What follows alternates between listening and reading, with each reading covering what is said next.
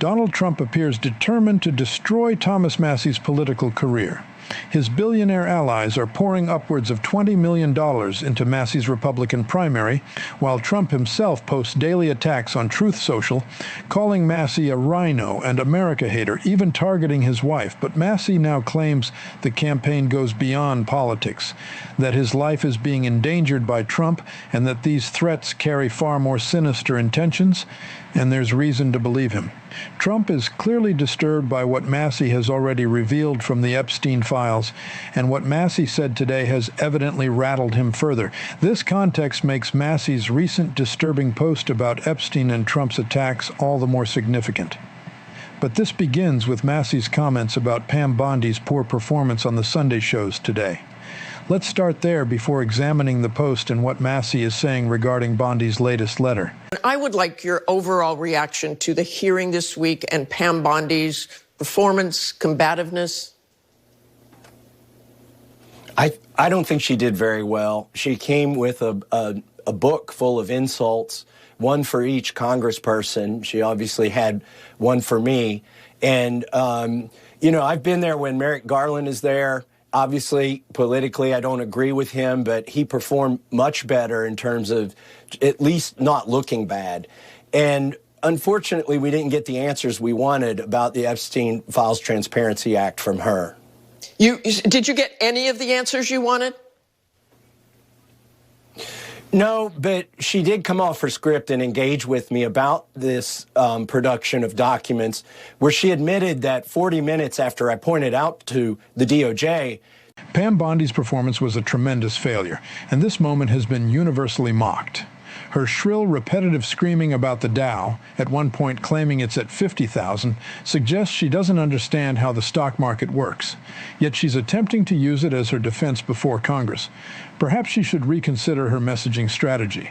This episode reveals how much Bondi serves as an extension of Donald Trump. When pressed about the Epstein files, his deflection is look at the stock market, which is actually declining as the AI bubble appears to be bursting. For the Attorney General to parrot these talking points is absurd. It demonstrates the weaponization of this government and explains why Thomas Massie's recent post, however alarming, makes complete sense, even though it's disturbing that he felt compelled to make it at all. That they had over-redacted some of the documents. They did unredact those documents. So it's clear they've made mistakes in the document production. At least she acknowledges that tacitly. And it's clear that their work is not done here yet. And I want to go to some of those unredacted files. You and Congressman Ro Khanna said names of some of the men who were redacted shouldn't have been redacted. They then sent that back to you, and two of them were not redacted. But on Friday, Deputy Attorney General Todd Blanche accused you and Congressman Khanna of unmasking those people, saying they had nothing to do with Epstein or Maxwell. They were from an FBI lineup years ago. What's your response to that? Well, 3 hours before Todd Blanche himself. The fact that Thomas Massie felt compelled to publicly declare that everything is fine in his life, that if there's any mysterious incident involving him, whether a car accident, trouble on the farm, or an accidental shooting, is extraordinary. We've reached an alarming point where a Republican member of Congress must make it abundantly clear to everyone, if something suspicious happens to me, you know who's responsible. He's pointing to Pam Bondi, Kash Patel, Todd Blanche, and ultimately Donald Trump. There have been numerous reports of members of Congress saying they voted for Trump-backed legislation or refrained from criticizing the administration out of fear for their physical safety. That's what Thomas Massie is acknowledging here. He's not particularly concerned about political fallout. He simply wants to set the record straight.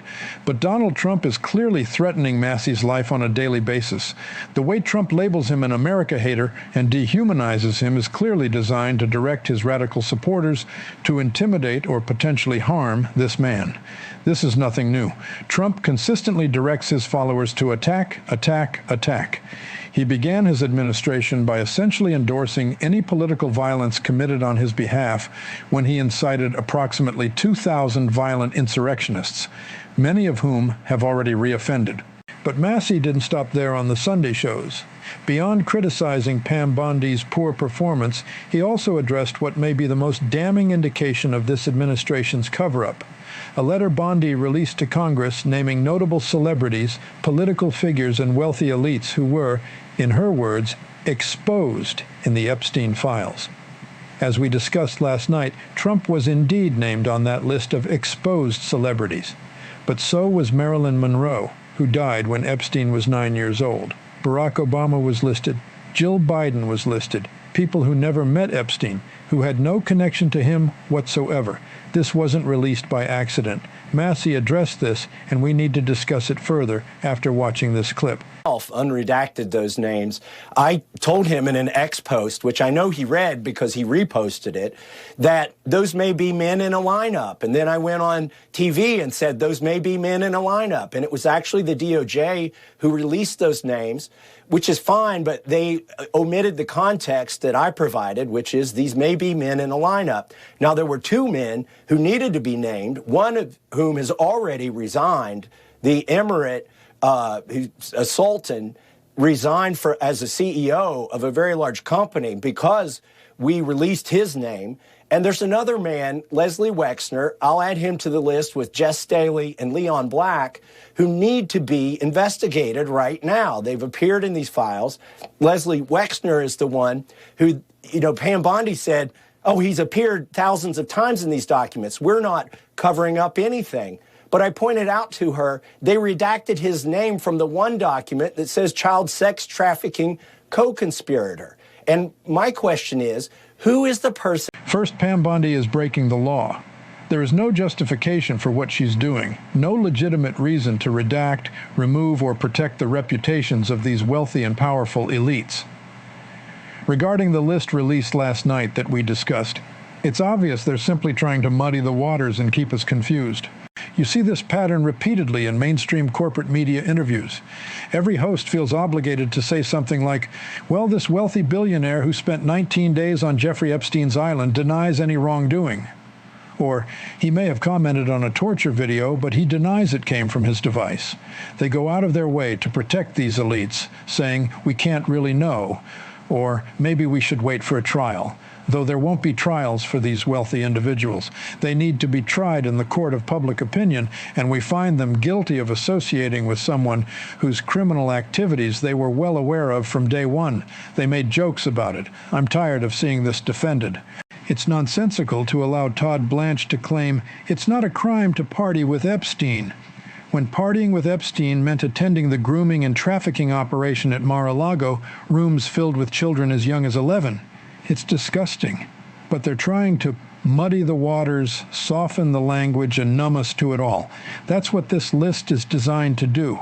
Make us believe that if so many people are implicated, then nobody is truly implicated. I always return to the specific language Donald Trump uses, the same pattern you see with RFK Jr. and other billionaires when discussing Epstein. They say things like, well, you just bump into everyone in New York, or in Palm Beach, you bump into everybody. I went to school in New York. I didn't bump into a bunch of criminals.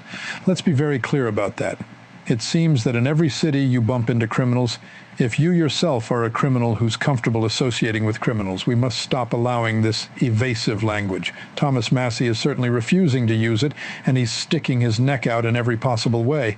I should note that I disagree with Massie on many issues, but he's a truly commendable individual, and the bravery he's shown is patriotic in every sense. I have tremendous respect for him. We're hoping to have him on the show soon, so watch for that. Sometimes it's difficult to process what we're hearing, like Pam Bondi claiming the Dow is at 50,000. The Dow is not at 50,000. It's absurd. If you want to support the show, please subscribe and like this video. If you've watched to the end, leave a blue heart in the comments. We're also trying to get Shift to 25,000 subscribers by the end of this weekend, so please subscribe to that channel as well. Click to watch our latest video. Keep on fighting. Don't let them silence you. Until next time, I'll see you soon.